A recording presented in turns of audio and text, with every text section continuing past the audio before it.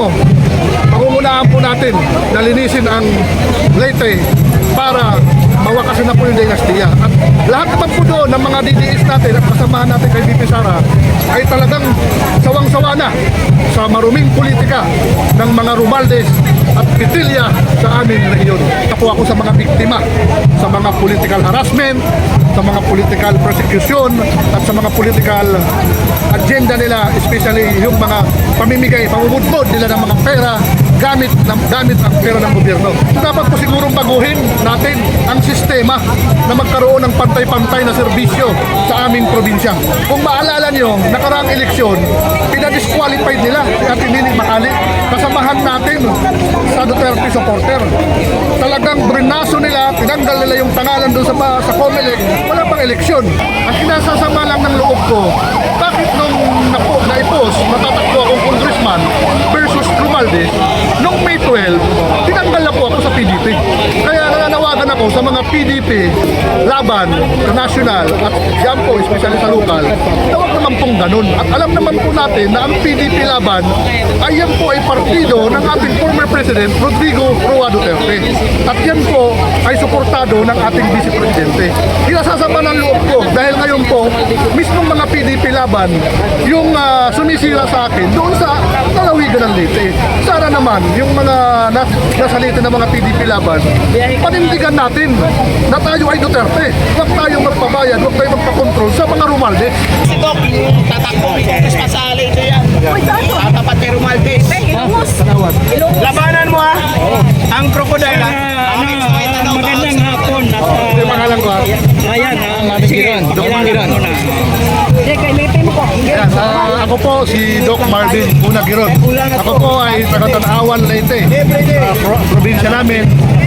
Alam naman natin na namamayagpag doon yung ng buhalang buhaya ng Kongreso na si Martin Romualdez, si Tambaloslos. Ngayon po, ako po ay nananawagan sa ating Senado na i-prove na si Sara Duterte ay hindi dapat i-impeach sa Senado. Dahil alam naman natin na ang mga senador diyan, karamihan ay mga buhaya. Kaya ako po ay porsigido akong tumakbo bilang congressman ng 1st District ng Leyte para kalabanin ang pinsang buo ni Bongbong Marcos na si Martin Romualdez. At although si Martin Romualdez ay last term na po, ang lalaban na naman ngayon ay yung anak niya, si Martin Romualdez, o whatever, kung sino yung lalaban sa kanila. At for 33 years na po, hinahawakan ng mga Romualdez ang probinsya, especially sa aming distrito, sa 1st District. Yan po ang kaganapan doon sa amin. So, kumusta naman yung pagkilos ng mga taga-distrito mo? So, ngayon po sa aming distrito, lahat po ng mga mayors doon, lahat po ng mga, kung maalala nyo, yung as a whole Region 8, ang pumirma pong pabor kay VP Sara na hindi siya ma-impeach, isa lang, si Congressman Mercado. Pero lahat po yun, puro yes to impeachment. Kaya ako po mismo, pangungunahan po natin na linisin ang Leyte para mawakasan na po yung dinastiya. At lahat naman po doon ng mga DDS natin at kasamahan natin kay VP Sara ay talagang sawang-sawa na sa maruming politika ng mga Romualdez at Petilla sa aming rehiyon. so dati ka na bang naging humawak ng lugar doon, sir? Ako po ay tumakbo na last election, ngunit isa po ako sa mga biktima sa mga political harassment, sa mga political persecution at sa mga political agenda nila, especially yung mga pamimigay, pamumudbod nila ng mga pera gamit ang pera ng gobyerno. So, anong dapat mong baguhin, sir, kung sakaling ikaw ay papalarin itong susunod na eleksyon? Ang dapat po sigurong baguhin natin ang sistema na magkaroon ng pantay-pantay na serbisyo sa aming probinsya. Kung maalala nyo, nakaraang eleksyon, pinadisqualified nila si Ate Nini Macali, kasamahan natin sa Duterte supporter. Talagang brinaso nila, tinanggal nila yung pangalan doon sa COMELEC, wala pang eleksyon. Kaya ako po, may pagmamalaki ko ang sarili ko na ako po ay purely na taga Leyte, taga Tanawan, Leyte. In behalf of Tanawan, Leyte, andito po tayo ngayon nakikiisa sa Senado para sa impeachment para hindi po matuloy yung impeachment ni VP Sara. Eh sir, paano kung yung dinisqualify na si Bacali ba yun? Eh kung tatakbuhin ulit, yung dalawa na. Nag-usap naman na po kami, napag-usapan namin na magtutulungan na po kami para po sa Leyte. Dahil before kasi, kaya nagkaroon ng mga problema kasi parang nakita ng technicality doon sa pagka-transfer niya. Kasi from Mandaluyong to Leyte, parang doon yata sa tinatawag na 1 year, parang nasilip na doon. Kaya ko naman po talagang born in Leyte, may pagmamalaki ko po yan. At doon po, 7 bayan po yan ang sakop ng First District, ang 8 yung Tacloban. Kaya ako po, kasama ang mga oposisyon ng Leyte, talagang kailangan na natin makasan ang political dynastiya ng mga Romualdez sa Leyte. So sa ngayon sir, anong politika, anong partido ang kinaaniban ninyo? Sa ngayon po, ang kinalulungkot ko lamang po dahil nung May 9, umuwi po ako ng Tacloban para mag-apply ng PDP laban. Ngayon po na nakapag-vote po ako ng PDP May 11. Ang kinasasama lang ng loob ko, bakit nung na-post, matatakbo akong congressman versus Romualdez, nung May 12, tinanggal na po ako sa PDP. Kaya nananawagan ako sa mga PDP laban sa national at yan po, especially sa lokal, tawag naman pong ganun. At alam naman po natin na ang PDP laban ay yan po ay partido ng ating former President Rodrigo Roa Duterte. At yan po ay suportado ng ating Vice Presidente.